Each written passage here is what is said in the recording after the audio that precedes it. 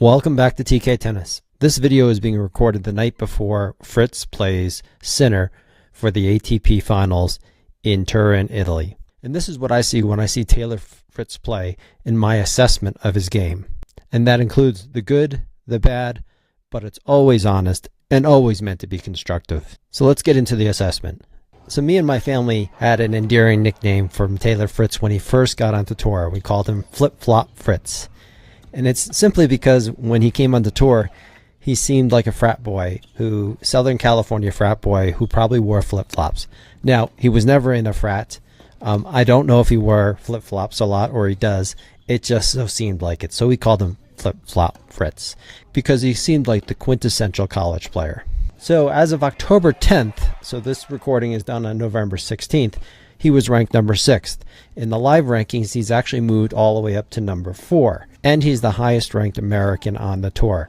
And I want to talk about that for a moment because it's something that really bothered me a couple of years ago watching the series Break Point on Netflix when they covered the American players. I think it was in season 2. They had a big narrative during that Netflix series on talking about who the best American is, who the number 1 American is between Tommy Paul, TFO, Taylor Fritz, Sebastian Korda, and others. And I thought that narrative was silly and ridiculous. And I was disappointed that any of those players went along with that narrative. Now, I guess that narrative may have been pushed on them by Netflix, but it was really quite silly because they're playing an international sport where the top-ranked American means absolutely nothing. There's no points for it. There's no awards for it. There's no money for it. And the narrative itself is just really dumb. And I was disappointed to see any of these players really buying into that narrative because really what it sets them up for is failure, to not be the best player or the best player they could possibly be if they're having sort of these silly bragging rights as who's the top ranked American. So I thought that narrative was really dumb. They probably bought into it because Netflix really wanted to go with that narrative, but I think that was really distracting and actually tells you a lot about this generation of American players that maybe they're not thinking about this in the best way possible. With that rant over, let's get into it. So Taylor Fritz is 26 years old, and let's get into his essential tennis attributes. So in terms of agility, I rank him as excellent to elite.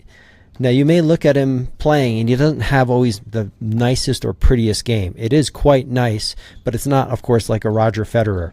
And his agility doesn't seem that great. But for the size of Taylor Fritz, he's a tall individual, and he's an exceptional athlete. He may not look like it sometimes, but he's an excellent athlete with tremendous agility, right on borderline elite, in between excellent and elite.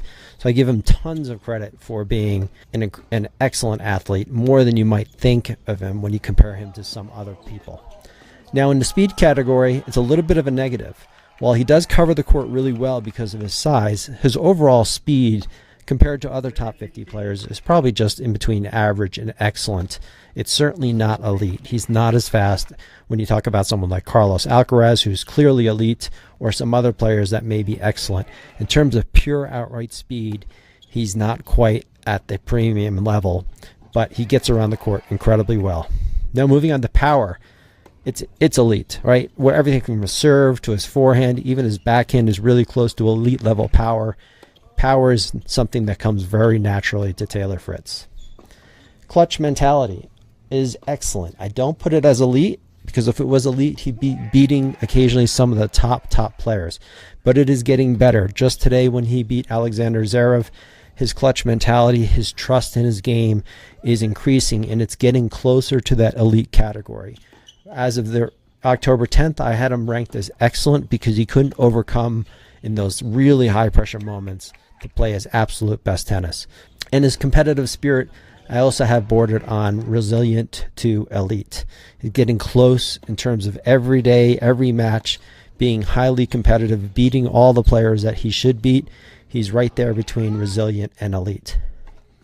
Now let's talk about his shot-making quality. His forehand is clearly elite.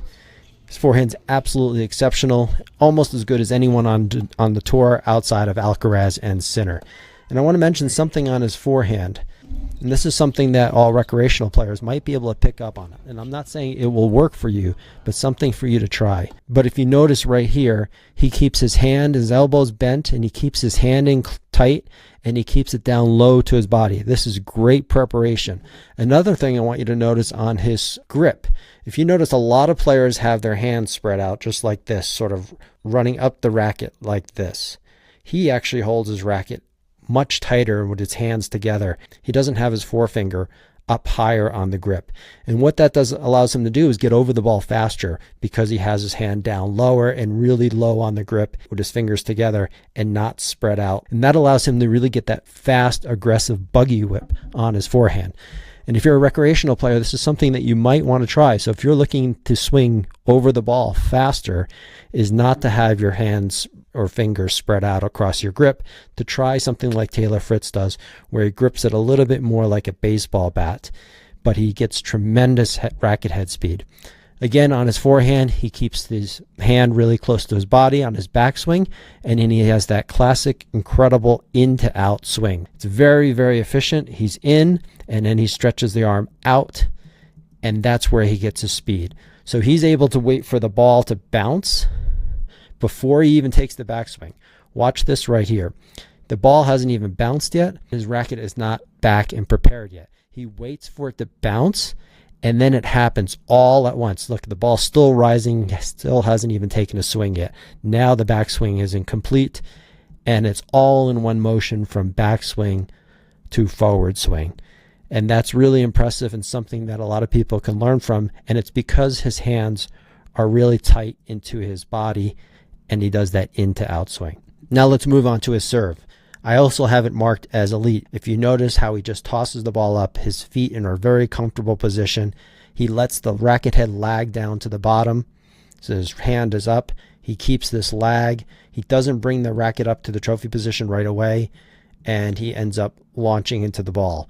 This is a very, very simple service motion and an extremely effective service motion. When you compare him to someone like Matteo Berrettini, which has a very elongated, very odd duck looking preparation to his serve, or even Sinner, who doesn't have an odd duck looking serve, but has a little bit more going on. What Fritz has is just an incredibly efficient and simple service motion. So this is someone you might want to mimic if you're looking to have a nice, simple, very effective service motion. All right, moving on to his return.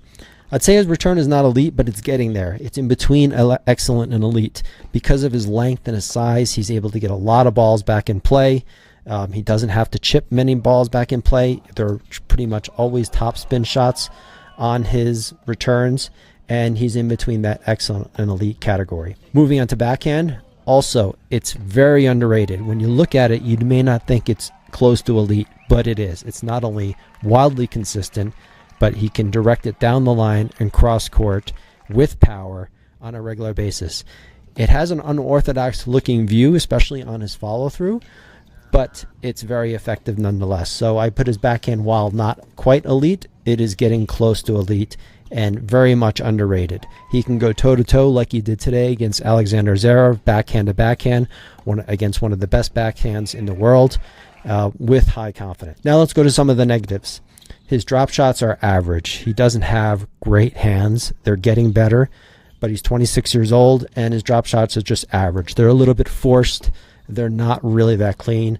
The same with his volleys. They're in between average and excellent. Again, they keep getting a little bit better, but he's not super comfortable at net. And his overheads are elite. You give him an overhead, and just like with Zverev, you're going to eat it. Moving on to character traits. His career commitment. This is where I don't have any inside information, so I'm just going off of my best guess.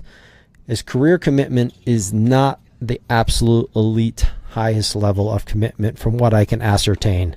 Maybe that's a little shallow of me to judge him because I know he likes to play games. He has an influencer girlfriend. Maybe that's not the right way to judge it, but he's clearly still very, very dedicated. But is his career commitment the most elite?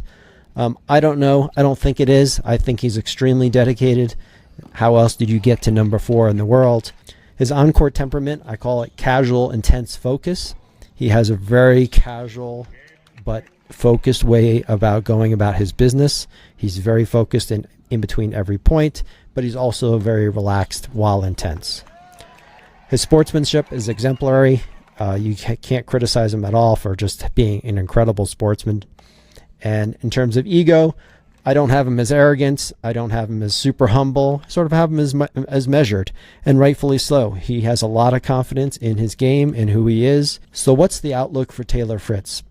Can he be a top 5 player? Well, of course, he's already a top 5 player. He's now went from number 6 to number 4. So yes to number 5, but can he be number 1? And I always say no chance. There's no chance for Taylor Fritz to be number 1. He's 26 years old. He has to deal with Alcaraz and Sinner and Zverev and a few other players. And I just don't see him ever having an opportunity to getting to number 1. So what's his tier? His tier in terms of top 50 pros. Is he a formidable player? Of course he's formidable. Is he a premier player? Absolutely. But is he a contender? And when I say contender, is he a contender for Grand Slams? He could potentially win a Grand Slam. It's very unlikely. But I do put him as a contender. If the chips fall right for him with a little bit of luck in the draw, he could be a contender and win a Grand Slam, maybe even 2, but I think it's highly unlikely. And that's why I have it as no, that he's not going to win a Grand Slam unless there has a lucky draw or a lot of luck in his draw. And because he's 26 years old, sort of in the mid-range of his career, can he get better? Yes, probably between now and 30 he could be a little bit better. But again, there's some young and up-and-comers, and of course 2 incredibly dominant players in terms of Grand Slam tournaments. So I just don't see him winning any Grand Slams. And if he does, it's going to be like Andy Roddick, and he may win 1. And that would be a fantastic career.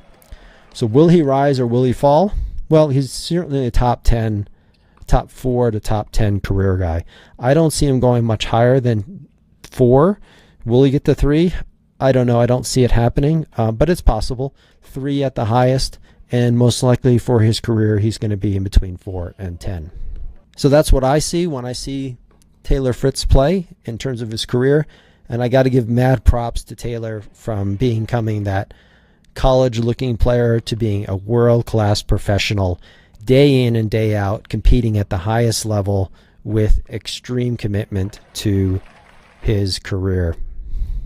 So congrats to you, Taylor Fritz. Good luck tomorrow against Sinner in your match in the ATP Finals at Turin. If you like these breakdowns and these assessments of what I see in these top players, I would love to do more of them. They haven't been getting a lot of views, but I like doing them. And if you like these assessments, please let me know in the comments, and please like and subscribe, and I will see you in the next ace.